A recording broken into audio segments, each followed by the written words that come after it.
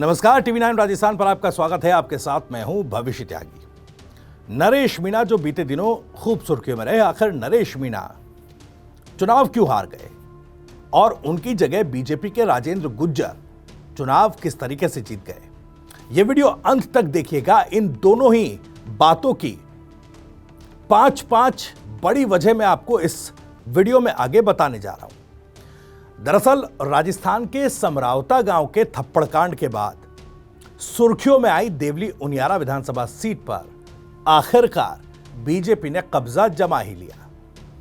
BJP के राजेंद्र गुज्जर ने 40,914 वोटों से जीत हासिल की। लगातार 2 विधानसभा चुनावों में बीजेपी यहां से जीत के लिए तरस गई थी।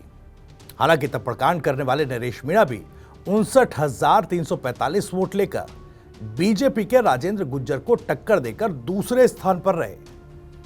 इधर बीजेपी को कांग्रेस के बागी नरेश मीणा की वजह से जीत के लिए सियासी फायदा मिला है, ये इस पूरे मामले में हर कोई कह रहा है। वहीं नरेश की वजह से पहली बार इस सीट पर बड़ा उलटफेर देखने को मिला।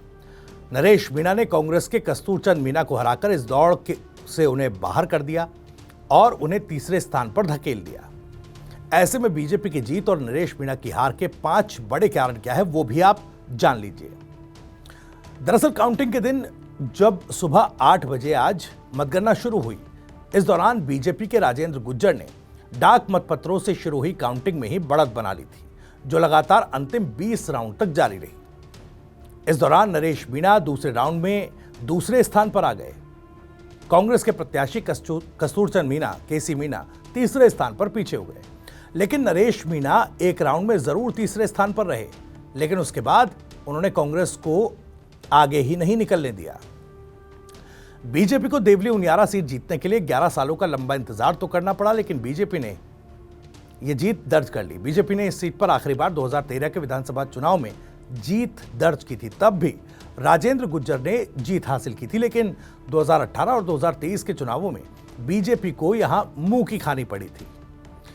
इस दौरान 2018 और 2023 में कांग्रेस के हरीश मीणा ने ही यहां जीत हासिल की थी, लेकिन 2024 के लोकसभा चुनाव में हरीश मीणा के जीतने से यहां पर सीट खाली हुई, जिस वजह से यहां पर उपचुनाव हुआ। तो देवली उनियारा विधानसभा उपचुनाव में बीजेपी के राजेंद्र गुज्जर ने 1,259 वोट हासिल किए, जबकि इतिहास पलटते हुए निर्दलीय नरेश मीणा ने दूसरे स्थान पर जो रहे, उन्होंने 59,345 वोट हासिल किए। वहीं कांग्रेस इस चुनाव में फिसड्डी साबित हुई। आपको बता दें, इस दौरान कस्तूरचंद मीणा के पास 31,138 वोट ही गए।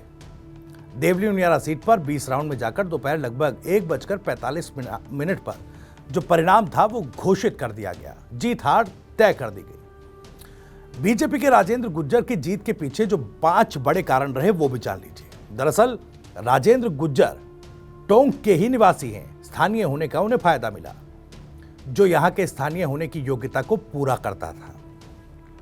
दूसरा बड़ा कारण राजेंद्र गुज्जर की लो प्रोफाइल छवि, जिसके कारण राजेंद्र गुज्जर स्थानीय लोगों में काफी लोकप्रिय हुए और उन्हें जनता का समर्थन हासिल हुआ।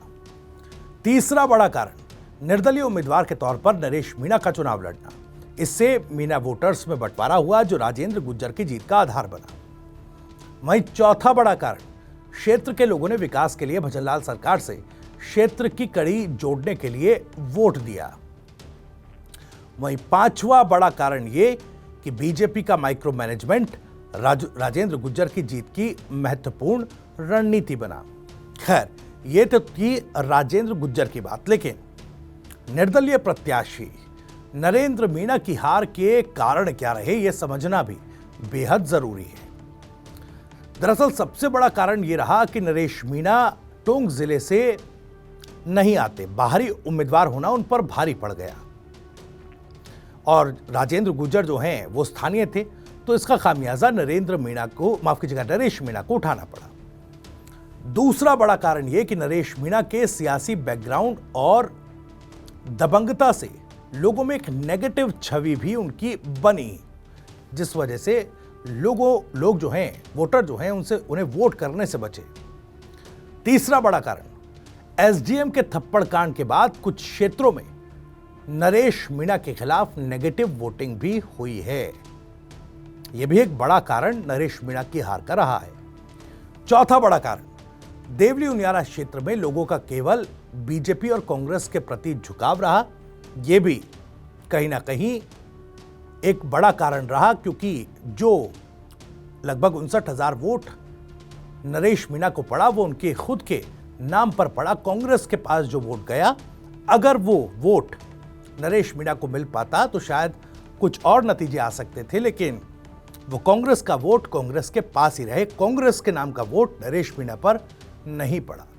पांचवा बड़ा कारण, नरेश मीणा को कांग्रेस से टिकट नहीं मिलना और निर्दलीय चुनाव लड़ना। जाहिर तौर पर जो कांग्रेस के नाम का वोट था, वाकई में वो नरेश मीणा के पाले में जरा भी नहीं गया और इस वजह से एक यहां पर हार का सामना नरेश मीणा को करना पड़ा है। खैर, देवली उनियारा सीट पर अप्रत्याशित जीत बीजेपी ने हासिल की है।